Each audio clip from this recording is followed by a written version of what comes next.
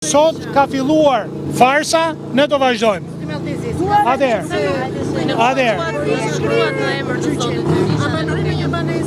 Atëherë, së pari, njoftimi për zotin Berisha ka ardhur të premten. Sipas kodit të procedurës duhet vinte 10 ditë para. Ka ardhur para 2 ditësh, që në këtë moment ne shikojmë që shteti bën farsa, sepse shteti, domethënë policia le themi, e kishte njoftimin që para 2 javësh. Zgjodhi ta sillte të premten, pikërisht për këtë punë. Jeni njoftuar të zoti Berisha, jo, a jeni në një banesë? Së pari këtë duhet ja pyesni policisë shtetit, e cila kishte 2 javë kohë që mund ta sillte. Pra policia ka gënjur. E ka sjell vetëm 3 ditë para. Sipas kodit procedurës duhet ta sillte të paktën 10 ditë para. A keni inflamosur ju? Së dyti, ne të përballemi me Edi Ramën dhe gjithë falangat e tij. Ne jemi krenarë se kemi zhvilluar pronën tonë, nuk kemi vjedhur prona siç vjedh Edi Rama dhe ja fal leçanëve të tij, ja fal të vllajt të tij nga pjesë nga plani parapjes. Duhet dimi gjë. Çfarë u nis kjo para 2 vitesh?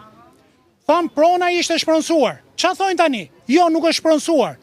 Bile tani thonë edhe gjë tjetër. Nuk del dokumenti si e ka marrë shteti. Pra shteti është fut hajdut. Së dyti, thanë që ne mendojmë që ka bërë ligje apo VKM nominative Berisha. Çfarë thonë sot? Asnjë nuk është.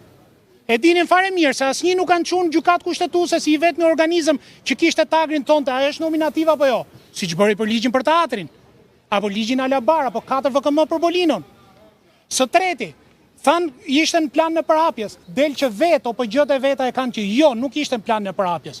Por e bukur është që bazat detare ushtarake janë në planin e përhapjes. I ka vjedhur Edi Rama, po Edi Rama nuk është këtu. Pra ka ligje tjera për Edi Rama. Së katërti, thanë ndryshimin e destinacionit e ka bërë Berisha, doli që ka bërë Edi Rama. Ka bërë 11 ndryshime destinacioni nga sportive në urbane Edi Rama, në 2006. Për cilën nga këto është Edi Rama? Për asnjë. Por më tepër ka bërë Edi Rama dhe 2004 dhe 2008. Pra të gjitha këto janë gënjeshtra me regji. Tjetër, kanë në akt akuz, kanë mashtrim, zyrtar. Dhe akt akuz është dokument zyrtar. Kanë mashtrim kur thonë për shembull që kryetari i KRT-s është Sali Berisha. Kur ishte Edi Rama e dinë gjithë, është njoftim, është dieni publike. Por Edi Rama e kanë si Voldemorti, he who should not be named. Apo tjetra, thonë që VKM-ja për përdorimin e letra me vlerë hyri u doli nga funksioni për 7 muaj. Gënjeshtër. Ka qëndruar, është hequr vetëm për ato që fitonin me ankam, jo për pronarët e tokës. Që të gjitha këto gënjeshtra janë në dokumente zyrtare. Të gjitha këto kemi të bëjmë me një, le të themi, gjueti shtrigash. Thanë gjoja sikur po fillonin të kërkonin për çështjen e klubit Partizani. Por me njëherë sapo i dha Edi Rama në 2022 urdhrin për të hetuar Sali Berishën në kongresin e PS-s, brenda muajit kanë bërë 16 kërkesa për 30 vjet hetime në 3 breza të Sali Berishës. Çfarë mund kishin? Çfarëdo që ishin? Qytë mbesat që si kishin lindur ende.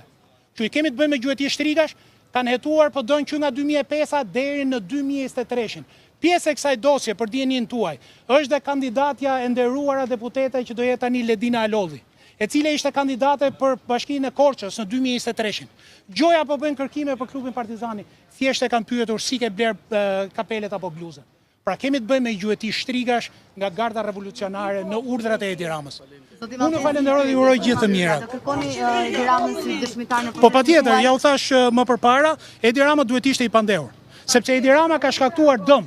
Pra në gjithë këtë çështje, në rast se kemi një dëm në financat publike, kemi një dëm 340.000 euro në financat publike, të cilat i ka paguar Bashkia e Tiranës nga shpërdorimit e tyre si Edi Ramës. Ja kemi dhënë që gjatë hetimeve, ja kemi nxjerrë në gjykat, nuk kanë guxim. As prokurorët, po padyshim që ne kemi kërkuar, jo vetëm dëshmitar, ne kemi kërkuar dhe të pandehur.